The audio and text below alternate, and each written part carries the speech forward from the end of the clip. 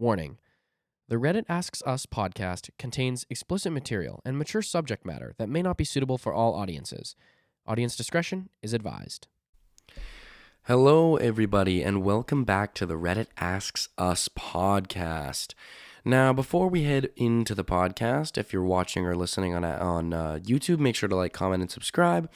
And if you're listening on Apple Podcasts, Spotify, or wherever else you get your podcasts, make sure to leave us a rating and also leave us a review.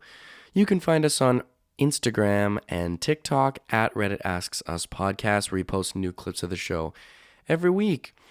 Wow, everybody. Okay, it's great to be back. It's great to have you guys back and have everybody listening in. I hope everyone enjoyed the solo episode last week. I know it's a bit of a change, but to be honest, I actually kind of enjoyed doing it, and I got some feedback on it, and actually some people that I was speaking to said that they actually kind of enjoyed it as well. So I think the solo episodes are a little bit more sustainable for me. It's not always easy to find guests to come on every single week. It's been a challenge. So I feel like this way in the solo episodes, I get to kind of react and respond to the commenters a little bit more. And I think that kind of gets the Reddit community engaged a little bit. So I'm enjoying it so far, but please let me know what you guys think as well. If you guys have any other opinions on it, because I'm always open to change and changing things up. As anyone who's been listening for a long time will know that the show is definitely not the same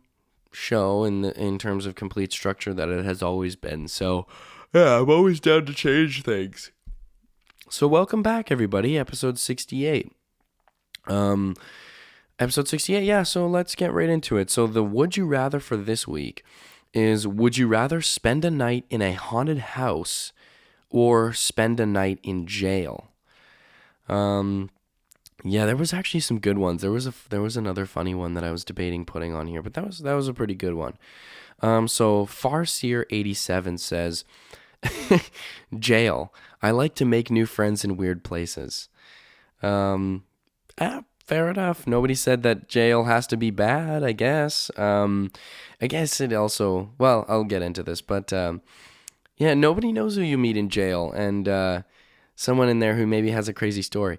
Who knows? Because, like, not everybody who goes to jail necessarily is in there for a bad reason. Sometimes people make mistakes, or sometimes people get caught up in the wrong crowd and something, and then they get arrested for something they didn't do. So who knows? I'm actually like, this one kind of got me intrigued, because I was just like, like, I bet you actually could probably meet a fair amount of interesting people. Even if some people in there are dangerous, it's like, well, you're probably not dangerous. So as long as you either keep your distance or try to stay friendly. Sorry, guys, I just woke up. Excuse me. As long as you maybe try to keep your distance, or just try to, because it's not prison. Well, who knows? Maybe it could be prison, but as long as you try to like keep your distance or whatever, maybe, who knows? There was a lot of comments that said that it depends where you go to jail, which I think is very fair. There was a lot of people in the comments from Norway, who said that jail would probably be the easy choice, because I guess in Norway, jail or prison is like nothing. It's like somebody commented that the jail cells are nicer than their apartments. I was like, okay, that's a little sad, but at the end of the day, I mean, hey, if that's what works, it works. But if anyone's ever seen that show, World's Craziest Prisons, or any of those type of shows, there's lots of shows that exist that are like that.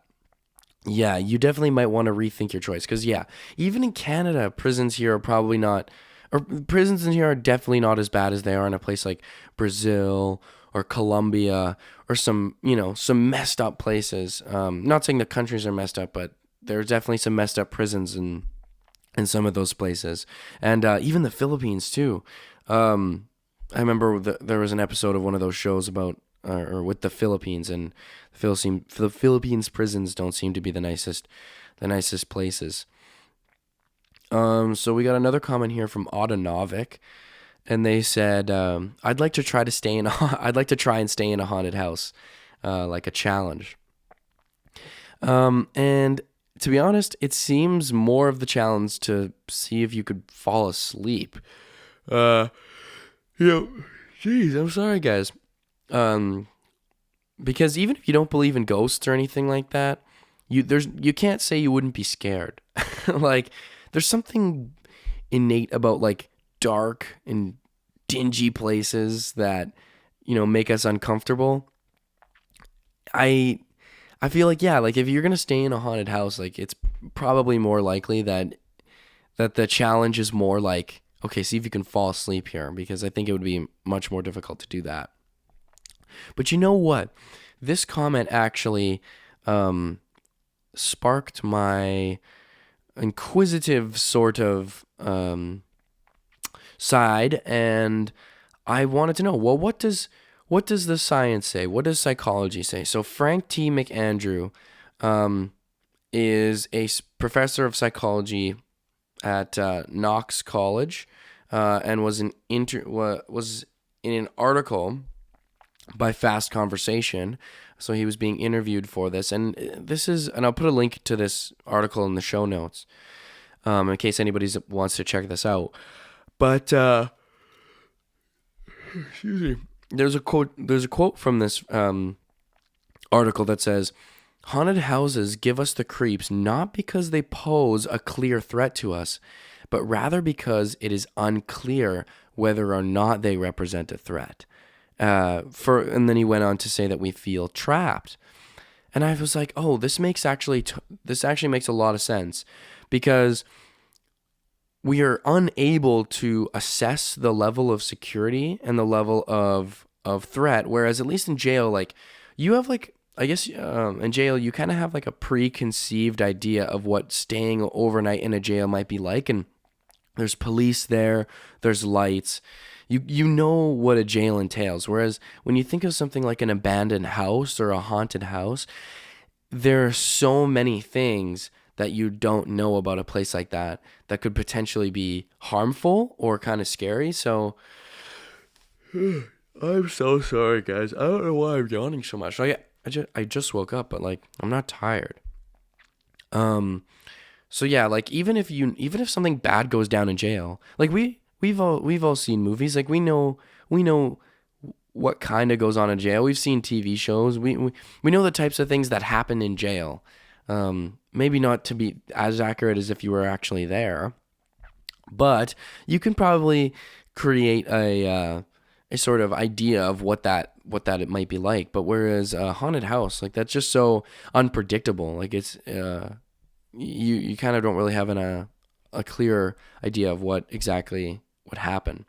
I just wanted to mention this before we move on to the main segment of the show. But I just wanted to say that I would probably choose jail just because this is a personal thing for me. I am just legit terrified of haunted houses. Like, and just not even haunted houses, but just by like those scary, I don't know, maybe it is haunted houses, but the just scary things in general. I had like a very traumatic experience. I had a very traumatic experience as a kid with a haunted house, and I think just now I'm just so terrified of haunted houses and things.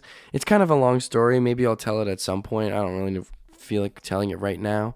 But point is I had a very traumatic experience at a haunted house when I was very young, and it's kind of, and to be honest, it still affected me to this day. I mean, I had very long, I wouldn't say it affects me that much now, but I had a very hard time for a long time watching any scary movies or doing anything scary. I'll bet I will tell this one story. I remember when I was probably maybe like 14. Yeah, I think it was maybe 14 or 15. And I was in high school, and I had this little girlfriend that I was dating at the time. And for Halloween, the idea was one of my friends and his girlfriend, the idea was to go to a, what are they called? Like a haunted house, but it's like where they empty out like a warehouse and then kind of like to guide that type of thing. I forget what they're called exactly. They're like it's called like a scary house or something like that. I can't fully remember.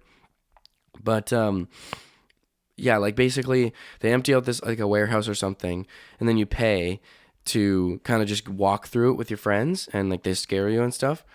And this was so funny because nobody, and I don't even think to this day anybody in that group knows about my like inherent, just absolutely, absolute massive fear of haunted houses. But it was the idea that kind of got brought up, and I didn't want to be that guy that was like, "Oh no, we can't do that." Like, you know what I mean? I'm not trying to expose myself like that.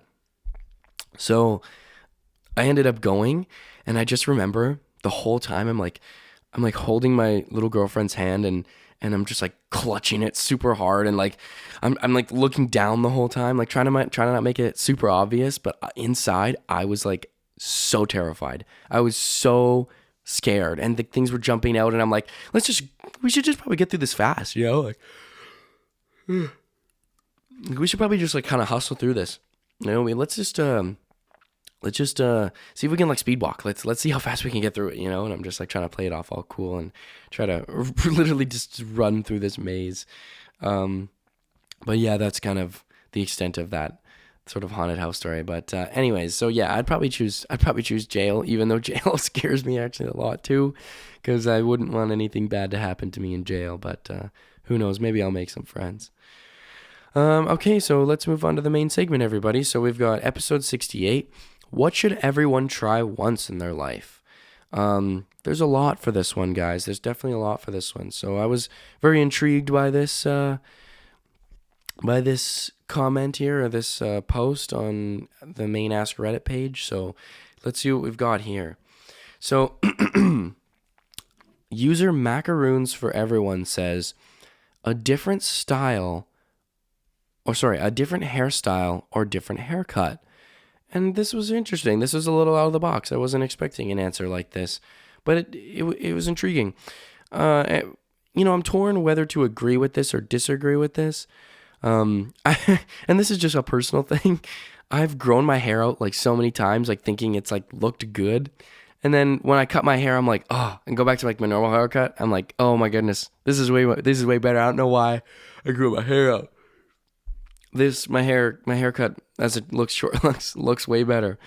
And I kind of also thought that, and maybe I'm wrong. Maybe I'm open to being wrong about this, but I also kind of felt like it's maybe harder for men to do different things with your hair. Typically, not all men, but you know, and also because I feel like men just generally culturally have less of a choice for, or not even less of a choice, but less of a, maybe less of a choice to choose from of generally known haircuts. Like I'm trying to think right now of like haircuts that men typically get, and on the spectrum of male haircuts, they all tend to be quite similar. You know, short on the sides, longer on the top.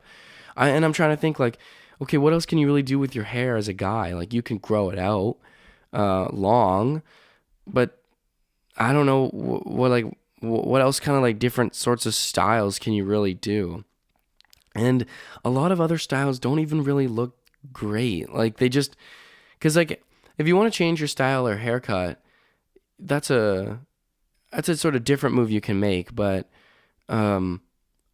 you still want your hair to look good, do you not? Like, do you still, like, don't you want still a kind of a nice haircut?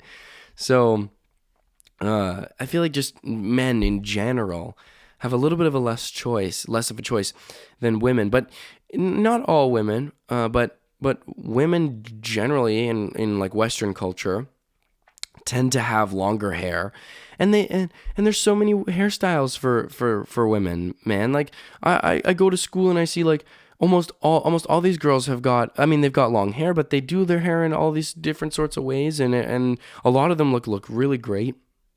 But it's something that you really couldn't do as a guy. I mean, you could, but it just, I guess according to maybe our cultural framework, it would look kind of strange, because we just generally keep our hair fairly short. But and then here's the thing with women too, is I see a lot of girls with short hair, and I think they can absolutely pull it off too. So it's like they get the best of both worlds, man. They can have long hair or short hair, or do really anything with their hair, and it actually looks pretty good. So I don't know. But you know what? I have grown out my hair from time to time, and I think it's worth it. Does it necessarily look good? I don't think it probably looks really great. My hair right now is just like it's super long, and I really need a haircut. But who knows, man? I actually had a friend of mine in high school shave his head like for a consistent amount of time. He would just shave off all his hair. I can't say it looked. It didn't look very good. I got to admit that. I can't say that the hairstyle is a fashion statement or anything like that. But it's not like it looked.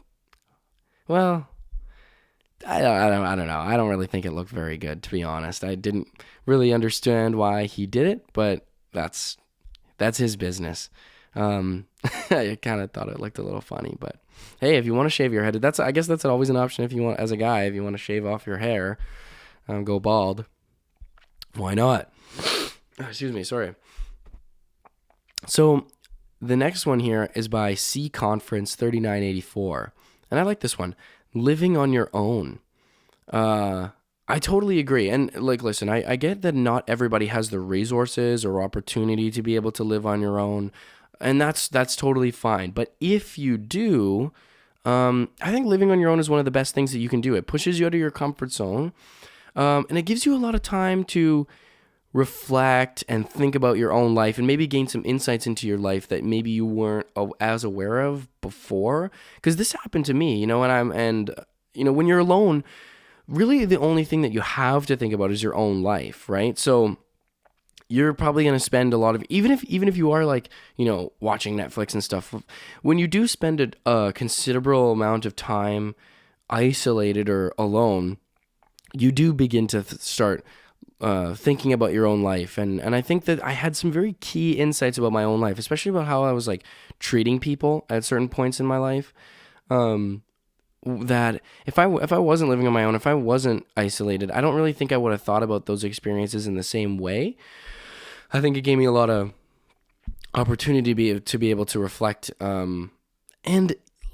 This happened to me so much in high school. This is a little bit of a pet peeve, but I also have to understand that not everybody's on the same page when it comes to comfortability of decisions they're willing to make.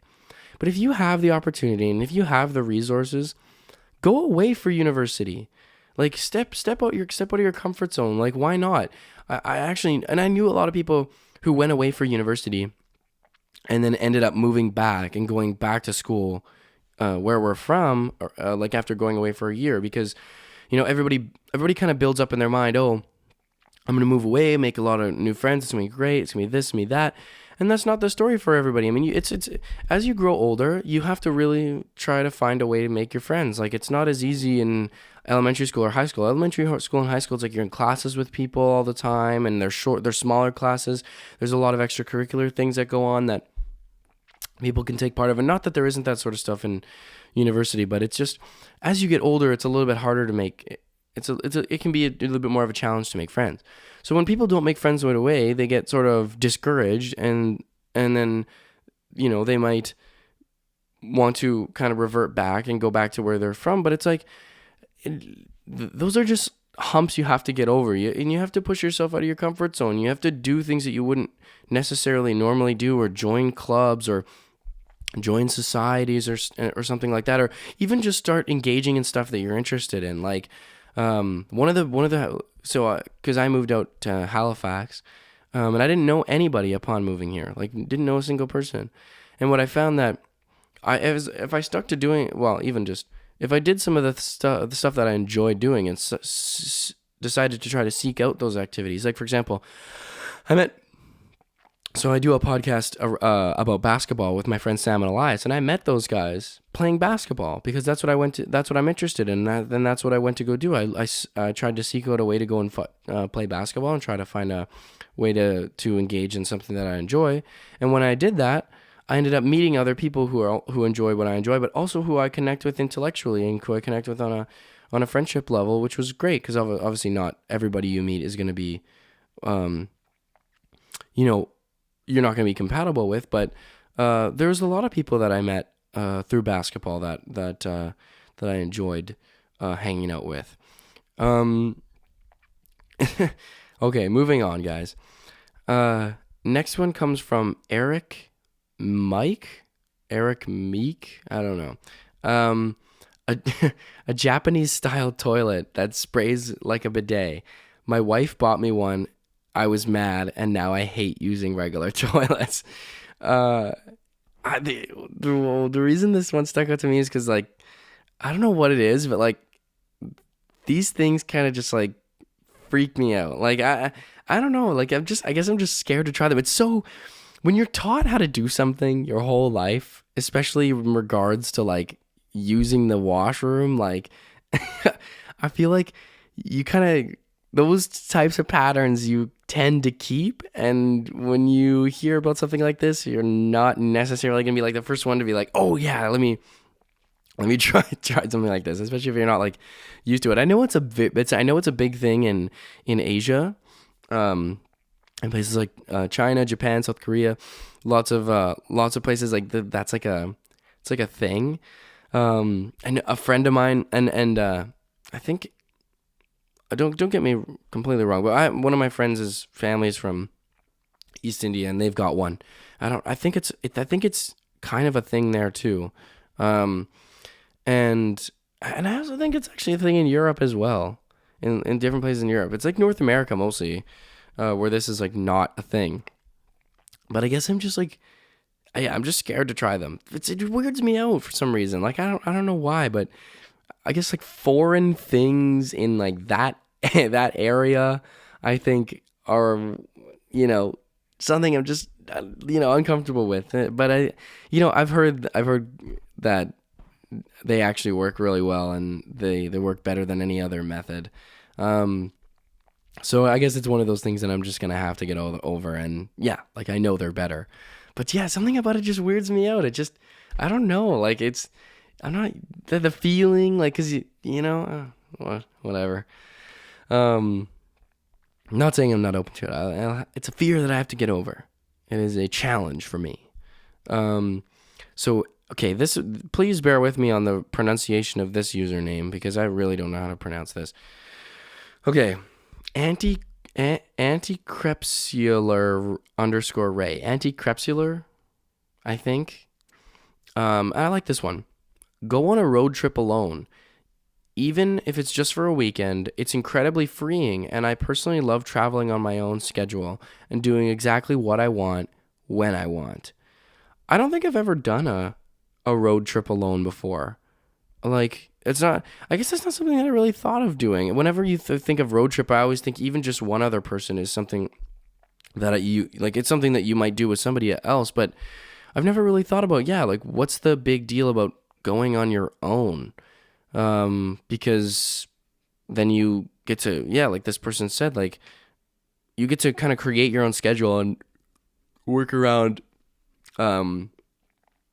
your kind of wants, right? Because when you go on a trip with everybody else, you have to make sure that, you have to sacrifice things that you kind of would want to do, and that not everybody would necessarily want to do. So depending on what the group consensus is, you have to make decisions and stuff. Whereas if you go on your own, because a lot of times you go places and you still want to have those experiences, like, you still want to, you go to a place and you're like, dang, I'm sad I'm the only person who wants to do this because we're in this area. And I'm like, well, when is the next time I'm really going to be back here? And I kind of want to do this one thing, but the group kind of doesn't really feel like doing that. So I can understand that. I'm so sorry, guys. I'm just yawning. I'm sorry if I've been annoying with you guys. It's like 11 o'clock. I don't even know why I'm yawning right now. But it seems like a good way to spend some alone time too. And get out and explore. And a road trip too is just, I like driving. I don't mind. I mean, it's not something that I'm super crazy about, but putting on your music and just driving even by yourself, it can be fun. I like that idea of being able to do what you want when you want. So like if you go to like the mountains or something, you want to do a road trip out there. If you want to choose to go on a certain hike at a certain time, like you just do it when you want to. I hate some of the things I just hate is like, okay, guys, we got to wake up at 8 o'clock and we got to do this and this and that. It's like, man, can I just like sleep and then I wake up when I wake up, and then when I wake up we can get up and do stuff like, and then everybody wakes up at different times, and also everybody gets hungry at different times, and it can be confusing trying to coordinate things with everybody. And yeah, I don't have to like consult anybody. I can just be like, yeah, I'm going to do this. And it's annoying having to plan trips. I'm sure anybody who's planned a trip knows about how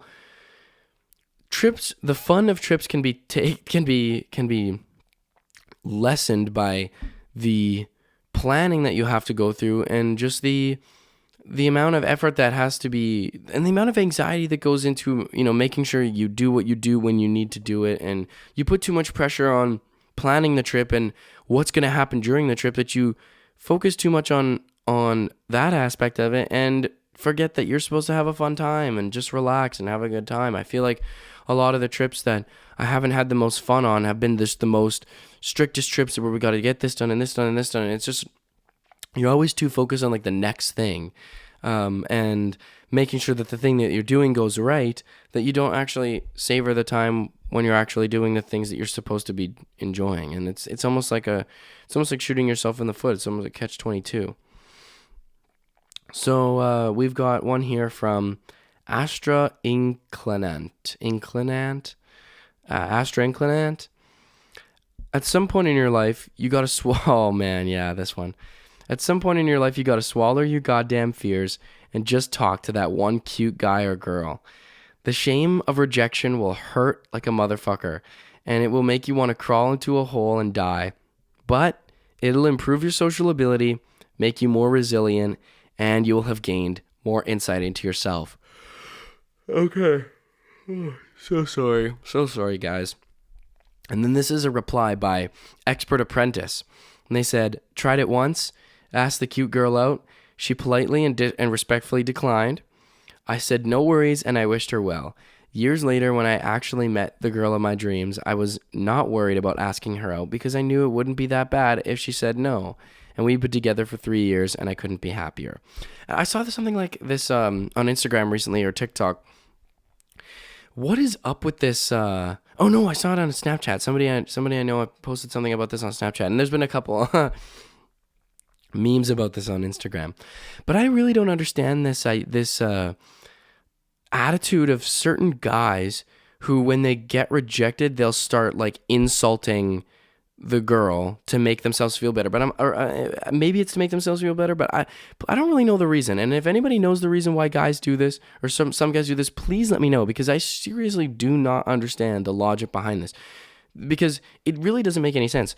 You are going to admit to somebody publicly or privately that you like them, and then when you get rejected, you insult them and call them names and say they're ugly, or say they're this or that. But it's like, dude, you just told them that you like them. Like, I don't understand what you're trying to accomplish here. Like, you're kind of exposing yourself for being really shallow and just a dick, and it's dumb. It doesn't make any sense. I don't understand that attitude, because you literally just admitted that you like that person, you thought they were attractive, and then when they don't reciprocate, you tell them they're not. But no, that doesn't make any sense. The first thing that you just said was that they're attractive. You can't just go back on that and say that. Like, it just doesn't make any sense.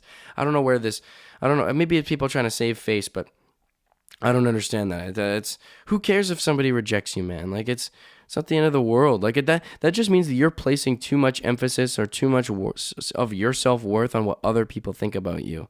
So then you have to make yourself feel better by insulting that person when they don't necessarily reciprocate their feelings towards you. But I was like, yeah, damn, like, guys, this person's definitely right. at the end of the day, the odds are you're probably not going to see this person ever again in your life. So if they reject you, then it doesn't like really matter. Of course, it hurts the heart, man. It definitely does.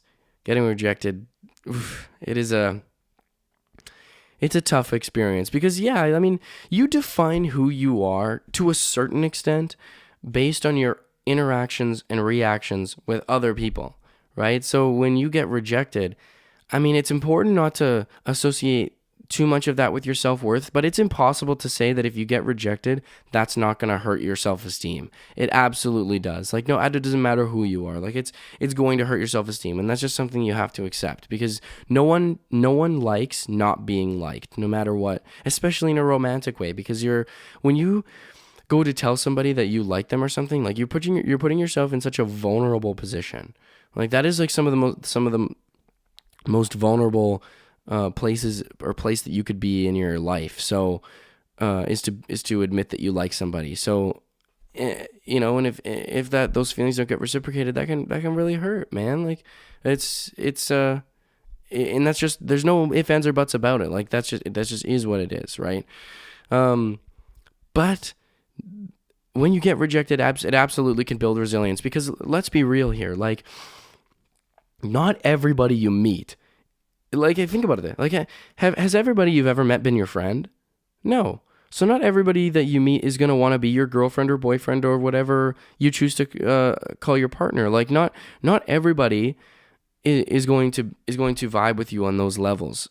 And you're not going to vibe with everybody on those levels either. So who knows? Like a lot of times you might meet somebody, say they're cute, go on a date, and then you don't end up really liking them or their personality or things that they have to say. So and that's just the way of life. That's the way of people. That's how kind of how the story goes. But I can't really sit here and say that I'm the master of talking to women. I think I'm the exact opposite. Like I'm the biggest chicken when it comes to talking to girls. Like I can talk to girls in like a friend way, like in a friendly way. Like I have no problem conversing with anybody really. But when it comes to like that, like approaching in like a romantic way, like I just suck, man. Like I don't, what am I gonna say? Like I don't know. Like I don't want to be. I'm really not the type of guy to be like smooth. You know what I mean? I'm not that type of guy. Like I don't even know what to say. Like I spend so much time talking about like like the stuff that I talk about on this podcast and like philosophical things and all that sort of stuff. So you can't really bring that into a casual, smooth conversation. It's weird and cringy. But oh my God, I remember I was at a, just to show you guys how scared I am when it comes to talking to girls in that sort of romantic way. I went to a fair with my friends this past summer, and one of my friends, so this isn't even me, one of my friends saw a girl, and we were walking, and then he was like, I gotta go back and find that girl. I need to get her number or her contact info or anything about her, or just I got to. She was too attractive, and he was too attracted to her, and yeah, she was very attractive. And so we turned around, and I am just like petrified as we're going to do this. Like he sees this girl too, and he's just ready to go up to talk to her and all this stuff. And my knees are shaking. I'm sweating. I can feel it. And I am utterly terrified. And I'm like, I'm not even the one, like, why am I nervous? I'm not even the one going to talk to this girl. And I even told my friends, I'm like, dude, I'm so freaking nervous. And my buddy's like, why? Like, what do you mean, why? I'm just like, I don't know, man. I just don't want him to get rejected. And I have no idea. But that just goes to show how difficult it can be for me to talk to girls. Like I literally got scared watching my friend go and talk to a girl. There's no risk in it for me. There's no like that. I have zero dog in the fight.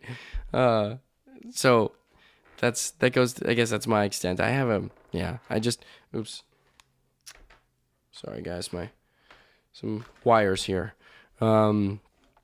yeah, I'm just such a huge chick, and I get so nervous and just assume that nobody's gonna want to like me or they're gonna reject me. And I think it's yeah, and I know it's ridiculous. I know it's not true. People and a lot of things that I've heard from girls too is that girls respect the fact that a guy will come up to them and tell them how they feel, and I would respect any girl coming up to me and telling them how they feel about me too. Like that's takes a lot of it takes a lot of courage to do something like that.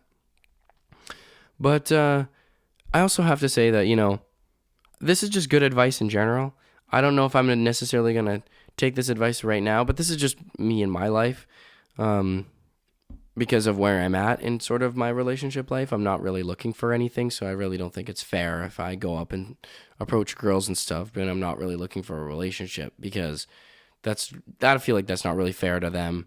Like why would I go and start pursuing them if I don't have any ambition to be in a relationship right now? It just seems misleading and unfair, and it's just not a respectful thing to do. But anyways, point is that yeah, definitely go and talk to a person of whom you are interested in. It's a good idea. There's a couple other ones here, but I think we'll wrap it up. It's 35 minutes, and I've just been ranting to you guys by myself, and you guys have listen to me yawn.